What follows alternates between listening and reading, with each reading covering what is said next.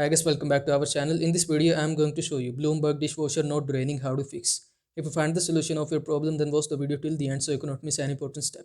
And if you find this video helpful, so please consider subscribing our channel for more this type of content. If your Bloomberg dishwasher not draining, then you will need to follow some steps. Here you will see people provide their opinion and solution regarding this.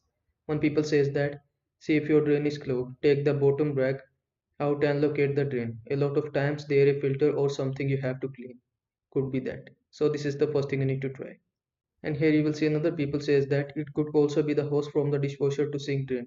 I had a small bone from some ribs that was stuck inside the drain hose and was causing it to be immediately clogged. To figure it out, I disconnect the drain hose from where it connects under the sink and place it inside a large bucket and then try to get the dishwasher to drain and nothing must come out. Once I remove the blockage, it should water out like a fire hose. So this is the second thing you need to try. Hopefully after your problem will be fixed. I hope this video was helpful to you. Make sure to like this video and subscribe to my channel for more this type of content. Thanks for watching.